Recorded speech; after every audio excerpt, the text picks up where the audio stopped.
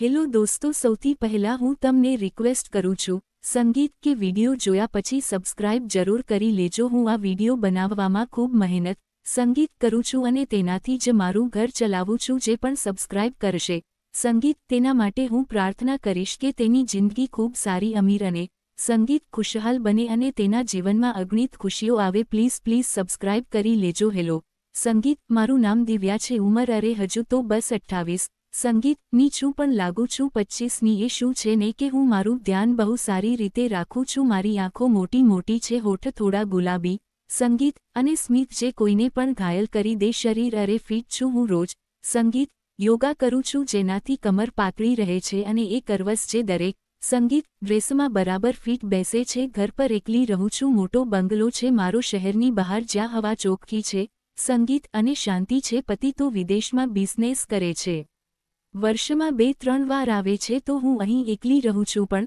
સંગીત કંટાળતી નથી, કેમ? કારણ કે મારો નોકર છે રાજુ, તે ગામડેથી આવ્યો છે।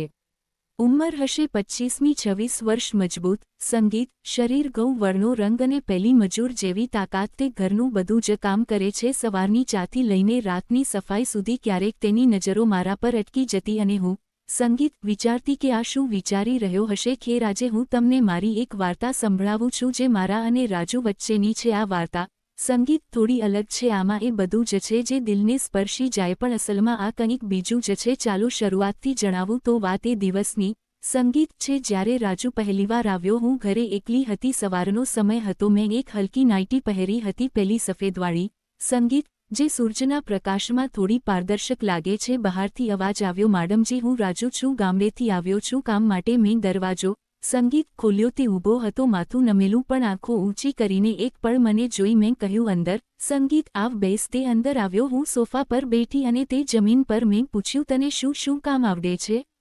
તે બોલ્યો, સંગીત મેડમ, બધું જ આવડે છે, રસોઈ બનાવવી, સફાઈ, ગાડી ધોવી, બગીચાનું સંગીત કામ। હું મજબૂત છું, કોઈ ભારે કામ હોય તો તે પણ કરી લઈશ। તેના અવાજમાં પેલો દેશી લહેકો હતો જે મને ગમ્યો। મેં વિચાર્યું આ ઠીક રહેશે। મેં કહ્યું, સંગીત ઠીક છે, આજથી શરૂ કર, પણ યાદ રાખજે ઘરના નિયમો કડક છે। તે હસ્યો, જી મેડમ, સંગીત તમારી દરેક વાત માનીશ। તેના સ્મિતમાં કંઈક હતું, જાણે તે કહી રહ્યો હોય કે સંગીત તે ફક્ત કામ જ નહીં, બીજું પણ ઘણું કરી શકે છે। પણ મેં તેને ઇગ્નોર કર્યું। તે દિવસથી સંગીત રાજુ ઘરમાં રહેવા લાગ્યો। સવારે ઉઠતો, ચા બનાવતો, હું બેડરૂમમાંથી નીકળતી ત્યારે તે કિચનમાં હોતો। ક્યારેક હું યોગા કરતી સંગીત તે ઝાડુ મારતો, મારી પાસેથી પસાર થતો। એકવાર હું યોગા કરી રહી હતી, સંગીત કમર પાછળ ઝુકાવી રહી હતી અને તે પાણીનો ગ્લાસ લઈને આવ્યો। તેની નજર મારી કમર પર અટકી ગઈ। મેં જોયું, સંગીત પણ કંઈ કહ્યું નહીં। મેં વિચાર્યું, ગામડાનો છોકરો છે, કદાચ આદત નહીં હોય, પણ તે થોડો શરમાઈને કામમાં લાગી સંગીત જતો। સાંજે હું ટીવી જોતી અને તે ડિનર બનાવતો। હું કહેતી, સંગીત રાજુ આજે કંઈક સ્પેશિયલ બનાવ। તે બોલો, મેડમ, શું બનાવવું? જે તમે કહો તે ગરમાગરમ પીરસેશ। સંગીત તેના શબ્દોમાં મને કંઈક અલગ લાગતું, જાણે ગરમાગરમ કહીને કંઈક બીજો ઇશારો કરી રહ્યો હોય। સંગીત હું હસતી અને કહેતી, બસ દાળ રોટલી બનાવી દે, પણ દિલમાં વિચારતી કે આ શું વિચારતો હશે। શું સંગીત તે મને એવી નજરથી જુએ છે? ખેર, હું અમીર છું અને તે નોકર સંગીત પણ માણસ તો બને છીએ ને। ધીરે ધીરે દિવસો વીતતા ગયા। એક સવારે હું ઉઠી, બાથરૂમમાં નાહી રહી હતી સંગીત દરવાજો બંધ હતો, પણ બહારથી રાજુનો અવાજ આવ્યો, મેડમ, ચા રાખી દઉં? મેં કહ્યું, હા, બેડ પર રાખી દે। નાહીને બહાર સંગીત નીકળી, ટુવાલ લપેટેલો હતો અને જોયું તો તે રૂમમાં જ છે, ચા રાખી રહ્યો છે। હું ચોંકી ગઈ, તું અહીંયા? સંગીત તે બોલ્યો, મેડમ, તમે જ તો કહ્યું હતું રાખી દે। તેની આંખો મારા ટુવાલ પર હતી, જાણે સંગીત તે વિચારી રહ્યો હોય કે ટુવાલની અંદર શું છે। મેં કહ્યું, જા બહાર જાતે। સંગીત જતો રહ્યો, પણ હું વિચારતી રહી કે શું આ જાણી જોઈને હતું કે યોગાનું યોગ? સાંજે મેં તેને સંગીત બોલાવ્યો, રાજુ સાંભળ, ઘરમાં પ્રાઇવેસીનું ધ્યાન રાખજે। તે બોલો, મેડમ, માફ સંગીત કરજો, હું તો બસ તમારી સેવામાં લાગ્યો છું, તમે કહો તો બધું સંભાળી લઉં। ફરીએ જ વાત, સંગીત બધું સંભાળી લઉં? મેં વિચાર્યું, કદાચ ગામડાના છોકરાઓ આવી રીતે જ બોલતા સંગીત હશે, પણ મને થોડું અલગ લાગ્યું, જાણે કોઈ રમત ચાલી રહી હોય। હવે ઘરમાં સંગીત કામ વધી ગયા હતા। મેં એક નવો પ્રોજેક્ટ શરૂ કર્યો હતો અને ઘરેથી જ કામ કરતી સંગીત રાજુ મારા માટે ચા કોફી લાવતો, ક્યારેક ફાઇલો ઉઠાવતો। એક દિવસ હું કમ્પ્યુટર પર બેઠી હતી, પીઠ દુખતી સંગીત હતી। મેં કહ્યું, રાજુ, જરા કોફી બનાવી દે। તે આવ્યો કોફી મૂકી અને બોલ્યો, સંગીત, મેડમ તમે થાકી ગયા લાગો છો, હું દબાવી દઉં. હું ચોંકી ગઈ. શું? તે બોલ્યો. પીઠ દબાવી દઉં. સંગીત, ગામડામાં બધા થાક ઉતારવા દબાવતા હોય છે. તેનો મતલબ સાફ હતો, પણ મેં કહ્યું ના, બસ કોફી પી લઈશ. તે હસીને સંગીત જતો રહ્યો. હું વિચારતી રહી કે એ શું ઈચ્છે છે. શું તે મને અડવા માંગે છે? પણ સંગીત, મેં મારી જાતને રોકી. તે નોકર છે અને હું માલકીન. પણ રાત્રે સૂતી વખતે વિચારતી સંગીત કે જો તે પાસે આવત તો કેવું લાગત. બસ કલ્પના, બીજું કંઈ નહીં. પછી એક દિવસ કંઈક અનોખું થયું. હું ઘરની પાછળ ગાર્ડનમાં હતી જ્યાં સંગીત મેં એક નાનો સ્વિમિંગ પૂલ બનાવ્યો છે જે છુપાયેલો છે. હું માત્ર આંતરવસ્ત્રોમાં હતી અને પાણીમાં ડૂબકી લગાવી રહી હતી. સંગીત, રાજુને ખબર નહોતી કે હું ત્યાં છું. તે ગાર્ડન સાફ કરવા આવ્યો અને તેણે મને જોઈ લીધી. હું પાણીમાંથી સંગીત બહાર નીકળી. તે ઊંધો હતો. આંખો ફાટી ગઈ હતી તેની. મેં કહ્યું, શું જુએ છે? તે બોલ્યો, મેડમ સોરી, હું તો બસ સાફ કરવા આવ્યો હતો. તમે સંગીત, કેટલા સુંદર લાગો છો પાણીમાં, જાણે કોઈ જળપરી. તેના શબ્દોમાં એ પ્રશંસા હતી, પણ નજર મારા ઉભરારો પર. સંગીત, મેં ટુવાલ લીધો, લપેટ્યો અને કહ્યું, જા કામ કર. પણ અંદરથી થોડું શરમ જેવું અને થોડું સારું પણ લાગ્યું. સંગીત, શું તે મને ઈચ્છે છે કે બસ જોઈ રહ્યો છે? સાંજે મેં તેને બોલાવ્યો, રાજુ, એ પુલ સાફ રાખજે. પણ જ્યારે હું ત્યાં હવ ત્યારે ન આવતો. તે બોલ્યો, સંગીત, મેડમ તમારી દરેક વસ્તુની દેખભાળ કરીશ, ભલે પુલ હોય કે બીજું. સંગીત, કંઈ ફરી એ જ ઇશારો. હું હસી પડી, પણ વિચારતી રહી કે આ જિંદગી ક્યાં જઈ રહી છે. દિવસો વીતતા ગયા અને રાજુ સાથે વાતો સંગીત વધવા લાગી. રાત્રે હું ડિનર કરતી અને તે પીરસતો. હું પૂછતી, સંગીત, રાજુ ગામમાં શું કરતો હતો? તે કહેતો, મેડમ ખેતરમાં કામ. પણ ત્યાં છોકરીઓ ઓછી હતી. ત્યાં તમારા જેવું કોઈ નથી. હું કહેતી, સંગીત, મતલબ? તે બોલતો, તમારી જેમ સુંદર, અમીર અને તમારી વાત કરવાની સંગીત રીત. હું તો બસ તમારી સેવામાં ખુશ છું. તેના શબ્દોમાં એ છુપાયેલું આકર્ષણ લાગતું. હું વિચારતી, કદાચ તે મસ્તી કરી રહ્યો છે. પણ હું જવાબ આપતી, બસ કામ પર ધ્યાન આપ. પણ રાત્રે બેડ પર સૂતી વખતે સંગીત વિચારતી કે જો તે પાસે આવત તો કેવું લાગત. બસ કલ્પના, બીજું કંઈ નહીં. એકવાર ઘરમાં પાર્ટી હતી. મારા મિત્રો આવ્યા. સંગીત આવ્યા હતા. રાજુ સર્વ કરી રહ્યો હતો. મારી એક બહેનપણીએ કહ્યું, દિવ્યા, તારો નોકર કેટલો હેન્ડસમ છે. હું હસી, પણ રાજુએ સાંભળી લીધું. પછી તે બોલ્યો, સંગીત, મેડમ તમારી ફ્રેન્ડે શું કહ્યું? મેં કહ્યું, કંઈ નહીં. તે બોલ્યો, હું જાણું છું હું સારો લાગુ છું, પણ તમે સંગીત તો મારાથી પણ વધુ સુંદર છો. જો તમે કહો તો હું તમારી દરેક પાર્ટીમાં સંગીત સ્પેશિયલ સર્વિસ આપું. ફરી સ્પેશિયલ સર્વિસ? મેં કહ્યું, બસ નોર્મલ કામ કર. પણ પાર્ટી સંગીત પછી જ્યારે બધા જ જતા રહ્યા હું થાકી ગઈ હતી અને સોફા પર આડી પડી હતી. રાજુ આવ્યો. મેડમ સંગીત, પગ દબાવી દઉં? મેં ના પાડી, પણ વિચારતી રહી કે કેમ ના પાડી. શું ડર હતો કે કંઈક થઈ જશે? પછી એક અનોખું દૃશ્ય થયું. હું સંગીત ઘરની અટારીમાં હતી. જૂની વસ્તુઓ જોઈ રહી હતી. રાજુને મદદ માટે સંગીત બોલાવ્યો. અમે સાથે બોક્સ ઉઠાવતા હતા. એક બોક્સ પડ્યું જેમાં જૂની પુસ્તકો હતી. એક પુસ્તક ખુલ્યું જેમાં કેટલીક રોમેન્ટિક વાર્તાઓ હતી. રાજુએ સંગીત તે ઉઠા આવી અને વાંચ્યું. મેડમ, આ શું છે?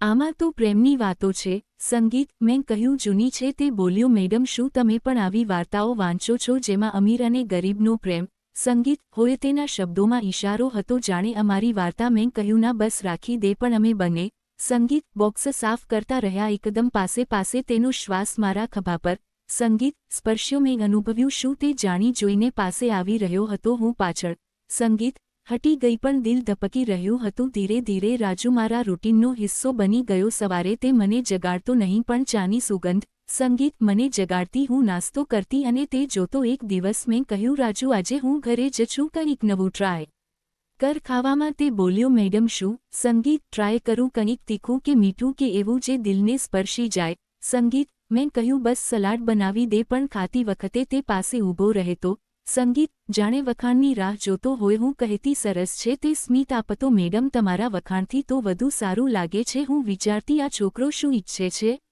એક રાત્રે કંઈક થયું. હું સંગીત બેડરૂમમાં હતી, પુસ્તક વાંચતી હતી. રાજુ આવ્યો. મેડમ, દૂધ લાવ્યો છું. મેં લીધું, પણ ગ્લાસ પડી ગયો. દૂધ મારી નાઇટી પર પડ્યું. હું ચોંકી. સંગીત ગઈ. તે બોલ્યો, સોરી મેડમ, હું સાફ કરી દઉં. તેની આંખો મારી છાતી સંગીત પર હતી જ્યાં દૂધ પડ્યું હતું. મેં કહ્યું, ના, હું કરી લઈશ. તે જતો રહ્યો, પણ હું વિચારતી રહી કે શું તેણે જાણી જોઈને દૂધ સંગીત પાડ્યું કે ભૂલથી રાતભર ઊંઘ ના આવી. વિચારતી રહી કે જો તેણે સંગીત સાફ કર્યું હોત તો શું થાત? પણ કંઈ થયું નહીં. બસ દિવસો આમ જ ચાલતા સંગીત રહ્યા. રાજુ હવે વધુ વાતો કરવા લાગ્યો હતો. ગામની વાર્તાઓ કહેતો, પણ હંમેશા મજાક સાથે. સંગીત જેમ કે મેડમ ગામમાં એક અમીર સ્ત્રી હતી, તેનો નોકર તેને ગમી ગયો હું કહેતી. સંગીત પછી તે બોલતો પછી શું તેમણે લગ્ન કરી લીધા પણ રિયલ લાઈફમાં આવું નથી થતું હું હસતી. સંગીત પણ વિચારતી કે શું તે સંકેત આપી રહ્યો છે, હું પણ ક્યારેક મજાક કરતી રાજુ તારી સંગીત કોઈ ગર્લફ્રેન્ડ છે તે બોલતો ના મેડમ તમારા જેવી કોઈ મળી નથી.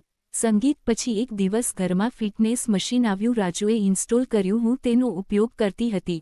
સંગીત અને તે જોઈ રહ્યો હતો, બોલ્યો મેડમ સાચી રીતે કરો, હું બતાવું. મેં કહ્યું બતાવો. તે સંગીત પાસે આવ્યો, મારા હાથ પકડ્યા અને ગાઈડ કર્યું. તેનો સ્પર્શ પહેલીવાર હતો પણ સંગીત માત્ર હાથ પર મેં એ ગરમી અનુભવી પણ પાછી હટી ગઈ, બોલી બસ સમજી ગઈ પણ દિલમાં વિચાર્યું કે શું આ શરૂઆત છે, પણ ના, તે જતો રહ્યો. ધીરે ધીરે રાજુ મારા માટે જરૂરી બની ગયો, સમાન સેવાએ વાતો પણ થતી. એક દિવસ સંગીત હું ઉદાસ હતી, પતિ સાથે ફોન પર ઝઘડો થયો હતો. રાજુ આવ્યો, મેડમ શું થયું? મેં થોડું જણાવ્યું. તે બોલ્યો, મેડમ તમે આટલા સારા છો.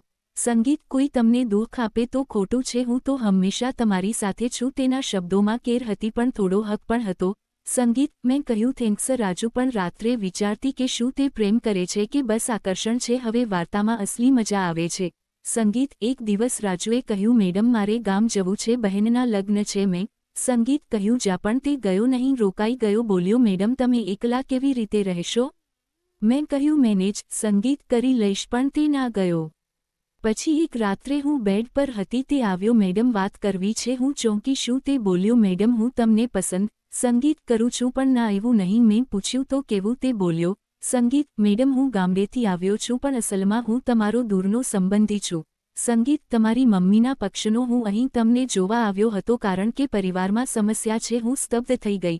સંગીત શું? તે જણાવવા લાગ્યો, મેડમ તમારી મમ્મીએ મને મોકલ્યો હતો, તે બીમાર પણ તમને કહેવા સંગીત માંગતા નહીં હતા. હું અહીં નોકર બનીને આવ્યો જેથી તમારી દેખભાળ કરી સંગીત શકું અને પરિવારને જોડી શકું. એ આકર્ષણ, એ વાતો, બધું એટલા માટે કે સંગીત હું તમને ખુશ રાખવા માંગતો હતો પણ કંઈ ખોટો ઈરાદો નહોતો. એ બધું મારી સંગીત ગામની આદત છે પણ દિલ સાફ હતું. હું રેડી પડી. ખબર પડી કે રાજુ અસલમાં મારો પિતરાઈ ભાઈ છે જે વર્ષોથી અલગ હતો, પરિવારની જૂની દુશ્મની હતી, પણ હવે તે બધું ઠીક કરવા માંગતો હતો. મેં મમ્મી સાથે વાત કરી, બધું સંગીત સાચું હતું. રાજુએ કહ્યું, મેડમ હવે હું તમારો ભાઈ છું. એ સંગીત બધું બસ એટલા માટે કે તમે બીમાર ના પડો, પણ અસલમાં આ પરિવારની વાર્તા સંગીત છે. હું હસી પડી અને તેને ભાઈની જેમ ગળે લગાડ્યો. હવે રાજુ ઘરમાં રહે છે, સંગીત પણ ભાઈ બનીને. એ બધું એક પ્લાન હતો પરિવારને જોડવાનો. અસલમાં સંગીત આ પ્રેમની વાર્તા હતી, પરિવારના પ્રેમની, અને હવે બધા ખુશ છે.